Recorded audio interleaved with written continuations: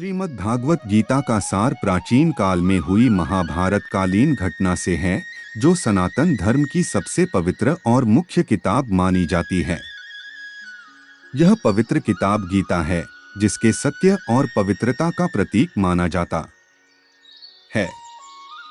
गीता का सार महाभारत युद्ध के दौरान भगवान श्री कृष्ण के मुखारविंद से अर्जुन को सुनाया गया था।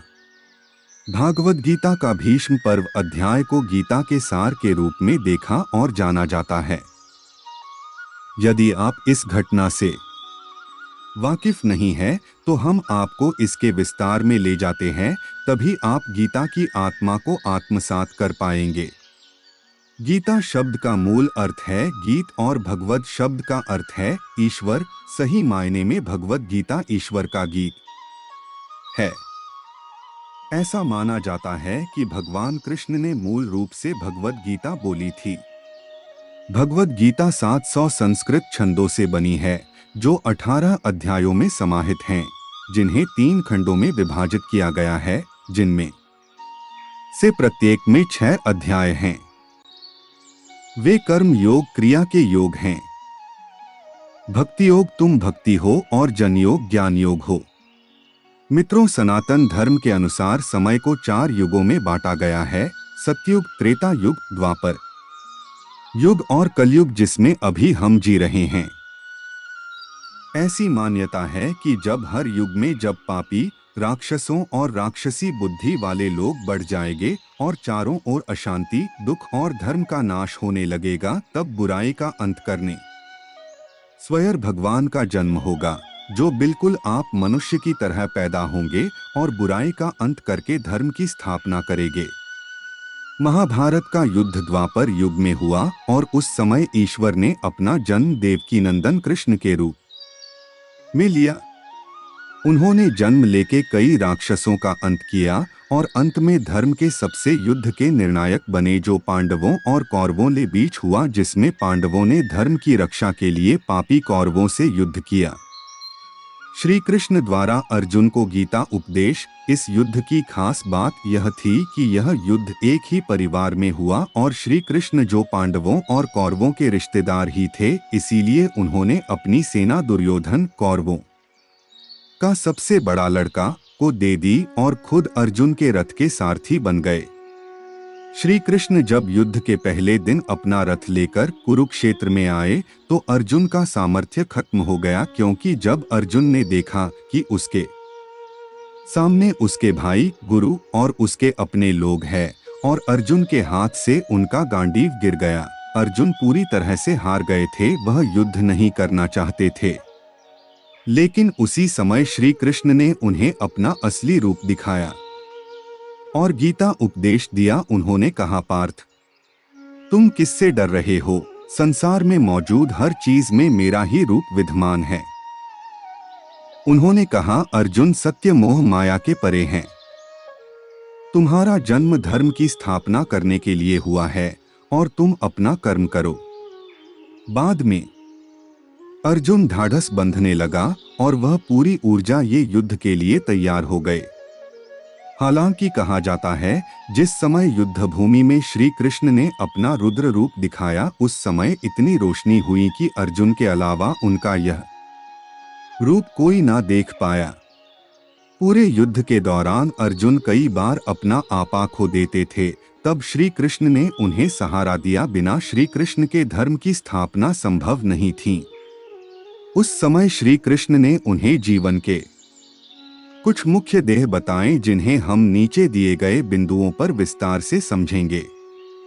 इसी प्रकार गीता इस युग से पिछले युग की घटनाओं का वृतांत बताती है और बताती है कि स्वयं ईश्वर ने इंसान को क्या उपदेश दिए। उस समय दिए गए गीता के उपदेश आज भी मानव जीवन को उद्देश्य देते हैं।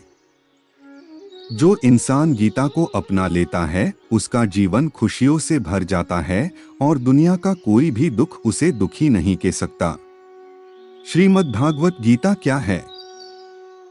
भगवत गीता सनातनियों, हिंदुओं का सबसे महत्वपूर्ण ग्रंथ है। यह ग्रंथ महाभारत कालीन घटनाओं का समायोजन है। गीता महाभारत के नाम से जाने जाने वाली भारतीय महाकाव्य का एक हिस्सा है। माना जाता है कि गीता मूल रूप से संस्कृत में लिखी गई और इसकी रचना 5वीं और दूसरी शताब्दी ईसा पूर्व के बीच हुई थी। दुनिया भर में यह किताब या ग्रंथ गीता के नाम से भी प्रख्यात है। इसे जिंदगी जीने के उच्च उसूलों और हिंदू धर्म के परिचयात्मक पाठ के रूप में उपयोग किया जाता है। हालांकि गीता स्वयं में एक बहुत बड़ा ग्रंथ है, लेकिन इसका वह हिस्सा जहां श्री कृष्ण ने अर्जुन को जीवन का उद्देश्य और आत्मा की सार्थकता समझाई, यह हिस्सा गीता सार के नाम से प्रख्यात है और इसे पूरी गीता का निचोड़ माना जाता है। कृष्ण बताते हैं कि अर्जुन को एक योद्धा के रूप में अपना धर्म कर्तव्य को पूरा करना चाहिए। अपनी व्याख्या में कृष्ण कुल योग के 4 शास्त्रीय विद्यालयों की चर्चा करते हैं। ज्ञान, ज्ञान का मार्ग, भक्ति, भक्ति का मार्ग, कर्म, कार्रवाई का मार्ग, राजा, ध्यान का मार्ग। श्रीमद्भागवत गीता इन्हीं योगों की व्याख्या करती है और उन्हें परिभाषित करती है। आइए अब हम विस्तार से समझते हैं कि श्रीमद्भागवत गीता का सार दुनिया का सबसे बड़ा धर्म युद्ध होने से पहले देवकी नंदन कृष्ण द्वारा जो उपदेश अर्जुन को दिए गए वही गीता है।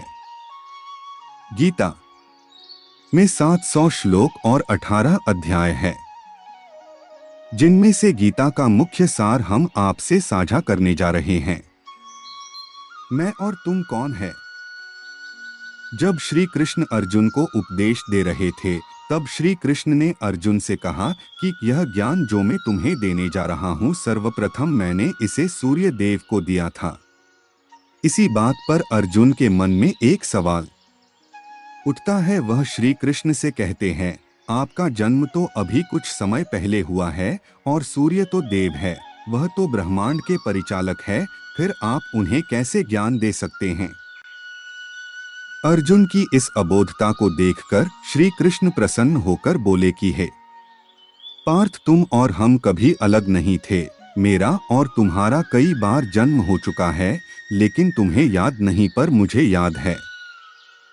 हमारे शरीर के भीतर आत्मा अमर है, वह कभी नहीं मरती। धर्म की रक्षा हेतु अवतार। जब अर्जुन को इस बात ज्ञान हुआ कि श्री कृष्ण ने कई जन्म लिए हैं, तो उनके मन में फिर सवाल आया और उन्होंने पूछा, प्रभु आप जन्म क्यों लेते हैं? आप तो संसार में मौजूद हर वस्तु में हैं। इस पर श्री कृष्ण बोले, यदा यदा ही धर्मस्य ग्लानिर्भवति भारत, अभ्युत्थानमधर्मस्य तदात्मानं सृजाम्यहम्। 4:7 अर्थात श्री कृष्ण कहते हैं कि हे अर्जुन, जब भी धर्म कमजोर होता है और समाज में, संसार में धर्म की हानि होती है, तब मेरा निर्माण अपने आप होने लगता है और मेरा जन्म हो जाता है। अर्जुन पूछना चाहते थे कि क्यों? तब श्री कृष्ण कहते हैं, परित्राणाय साधूना विनाशाय च दुष्कृता धर्म संस्थापनार्थाय संभवामि युगे युगे। 4:8 अर्थात जब भी पृथ्वी पर पाप का स्तर बढ़ जाएगा, तब मैं लूंगा और मेरा जन्म साधुओं की रक्षा करने के लिए, पापियों का नाश करने के लिए हुआ है। जब तक कि मैं पृथ्वी पर पाप और पुण्य के स्तर को बराबर करके धर्म की स्थापना नहीं करता, तब तक मेरा अवतार पृथ्वी पर रहता है।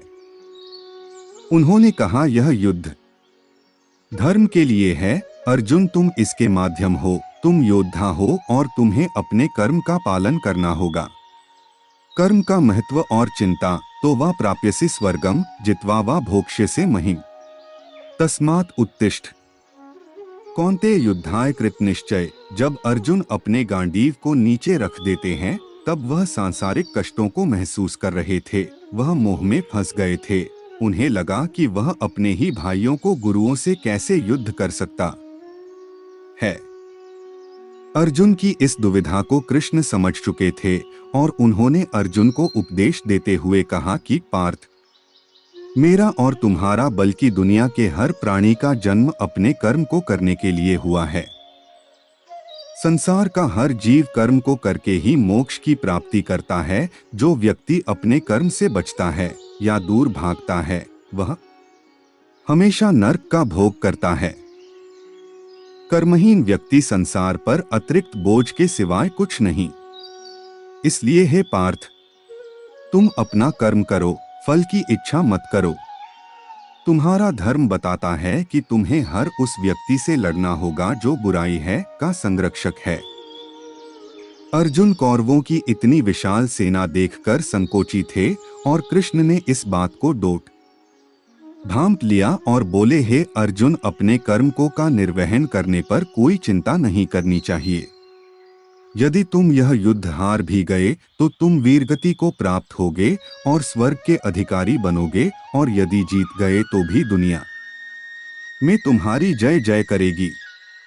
गीता में चिंता की तुलना चिता से की गई है। कहा गया है, चिंता और चिता में सिर्फ एक बिंदु का फर्क है। व्यक्ति को चिंता मुक्त होकर अपने कर्म करना चाहिए। धर्म को ध्यान में रखकर चलने वाला कर्मशील व्यक्ति स्वर्ग का भागीदारी होता है। तुम्हें किसकी चिंता है? तुमने क्या पैदा किया जो तुम्हें लगता है कि नष्ट हो गया? तुम इस दुनिया में कुछ नहीं लाए। जो कुछ तुम्हारे पास है तुम्हें यहीं से मिला है। जो कुछ तुमने दिया है वही तुम्हें दिया है। तुमने जो कुछ भी लिया तुमने भगवान से लिया। तुमने जो कुछ दिया तुमने उसे दिया।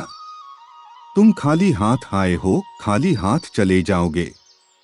जो गुजर गया उसकी चिंता व्यर्थ है, जो आने वाला है उसकी चिंता भी व्यर्थ है। जो चल रहा है उसमें रहो। प्रभु कहते हैं कि तू व्यर्थ सोचता है, आज तेरा है कल किसी और का था, परसों किसी और का होगा। तू क्यों इस जंजाल में फंसा है? तू माया और मोह में अपने दुखों को बढ़ा रहा है। अपना कर्म कर, मेरी तरफ आ, तुझे मोक्ष मिलेगा। अपनी भावनाओं को नियंत्रित करो। क्रोधात् भवति सम्मोह, सम्मोहात् स्मृति विभ्रम, स्मृति भ्रंशात् बुद्धिनाशो, बुद्धिनाशात् प्रणश्यति। दूसरा अध्याय, श्लोक संख्या 63। श्री कृष्ण उपदेश देते हैं कि यदि मनुष्य अपनी भावनाओं को नियंत्रित कर ले तो वह सब कुछ जीत सकता है। वे कहते हैं, क्रोध आपको मति को हर लेता है, और जो व्यक्ति धैर्यवान है वही उत्तम पुरुष है, और प्रभु की कृपा उन पर होती है। क्रोध करने वाला इंसान मतिभ्रम का शिकार हो जाता है, उसकी स्मृति चली जाती है और वह विनाश की तरफ चला जाता है। पूरी गीता का एक बड़ा हिस्सा भावनाओं पर आधारित है और वहां जोर दिया गया है कि मनुष्य को अपनी भावनाओं को नियंत्रित करना चाहिए। गीता आपको शांति देने के कुछ ऐसे मार्ग बताती है जिससे आप चिंता मुक्त हो जाते हैं और आपको आपके जीवन के मूल्य लक्ष्य नजर आने लगते हैं। जागृत मुनि ने हर उस व्यक्ति को महान कहा है जो फल की चिंता किए बिना सिर्फ अपना कर्म करता है और पूरा ध्यान अपने कर्म की तरफ एकाग्र कर लेता है। ऐसे व्यक्ति सिर्फ सफलता प्राप्त करते हैं। भावनाओं को नियंत्रित करने के लिए गीता क्या कहती है? गीता के अनुसार यदि इंसान के लिए सुख दुख सभी प्रकार के अनुभव उसकी भावनाओं पर आधारित होते हैं, जो इंसान अपनी भावनाओं पर नियंत्रण कर लेता है वह लाख दुखों में भी संसार का सबसे संपूर्ण और सुखी व्यक्ति बन जाता है, और जो व्यक्ति अपना धैर्य खोकर अपनी भावनाओं को नियंत्रित नहीं कर पाता वह दुनिया के सभी सुख प्राप्त करके भी दुखी और हीन भाव का शिकार होता है।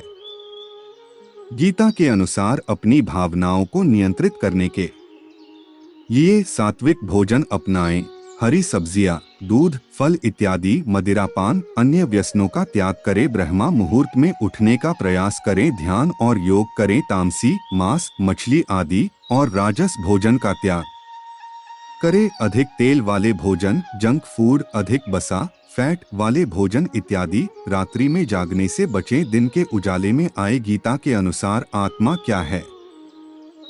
नैन छिद्रन्ति शस्त्राणि नैन दहति पावक, न चैन क्लेद्यन्त्यापो न शोष्यति मारुत। अर्थात आत्मा को किसी हथियार से नष्ट किया जा सकता है, ना ही किसी शस्त्र से काटा जा सकता है।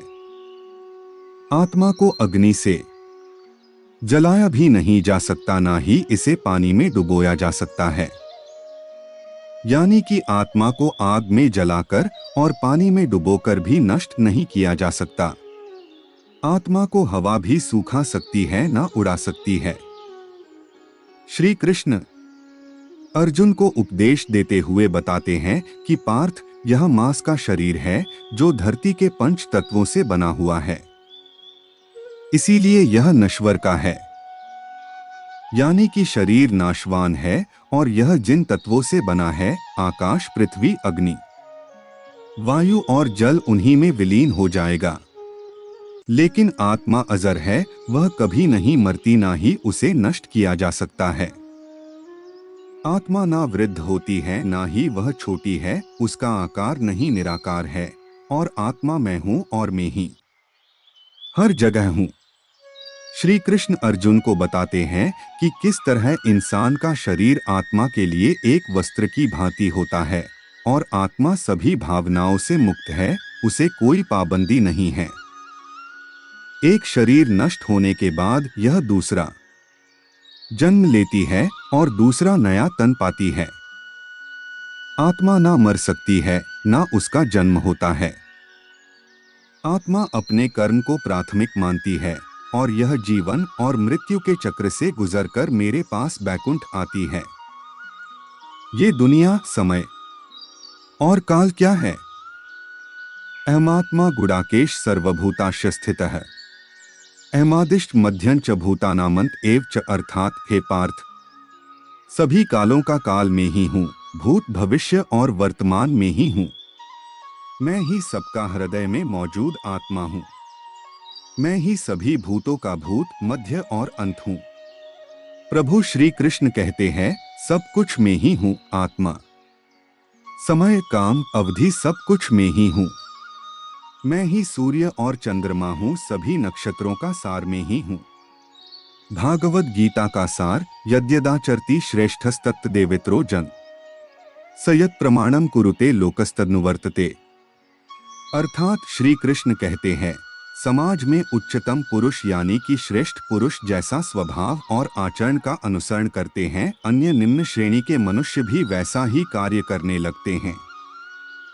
धर्म के मार्ग पर चलने वालों का कल्याण, परित्राणाय साधूनाम विनाशाय च दुष्कृताम धर्म संस्थापनार्थाय संभवामि युगे युगे। अर्थात धर्म पर विश्वास रखने वाले लोगों पर जब भी कोई विपत्ति आएगी, साधु संतों का अपमान होगा, तब मैं यानी कि ईश्वर जन्म लूंगा। मैं धर्म की स्थापना के लिए हर युग में जन्म लेंगे। कर्म योग, कर्मण्येवाधिकारस्ते मा फलेषु कदाचन माँ कर्मफल है तुर्भूर्मा ते संगोस्त्व कर्मणि। प्रभु श्री कृष्ण कहते हैं कि सिर्फ एक ही चीज है जो तुम्हारे हाथ में है, वह है कर्म, और कर्म पर ही इंसान का पूरा अधिकार है। फल की प्राप्ति की इच्छा करके मनुष्य अपनी चिंता बढ़ाता है। सिर्फ कर्म पर अधिकार है, फल पर कोई जोर नहीं है। इसलिए प्रभु ने कर्म को प्रधानता दी है। सिर्फ फल की इच्छा रखने से फल प्राप्त नहीं हो सकता। यह श्लोक बताता है कि जीवन के लिए सबसे महत्वपूर्ण क्या है। कर्म ही है जो आपको उच्च और निम्न बनाता है। जैसा आप कर्म करते हैं, आप वैसा ही फल पाते हैं। ज्ञान और ईश्वर, श्रद्धावान लभते ज्ञान तत्पर संयतेन्द्रिय ज्ञान लब्ध्वा परां शांतिम चिरेणाधिगच्छति। प्रभु श्री कृष्ण कहते हैं कि ज्ञानी पुरुष वही है जो अपनी इंद्रियों पर नियंत्रण रख सकता है। जो व्यक्ति धर्म का पालन करके समाज में दया भाव से जीवन यापन करता है, मैं उसके साथ रहता हूँ। धर्म का अनुसरण ही ज्ञान की प्राप्ति का मार्ग है और जो ज्ञानी है वह ईश्वर की कृपा का उपभोग करता है। किसी और की नकल ना करें, अपना लक्ष्य बनाएं। प्रभु कहते हैं कि किसी की नकल करके आप अपने कर्म की खोज नहीं कर सकते।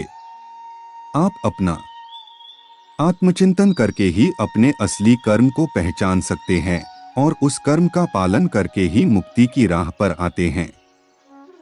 प्रभु श्री कृष्ण कहते हैं कि सबका जीवन सापेक्ष है।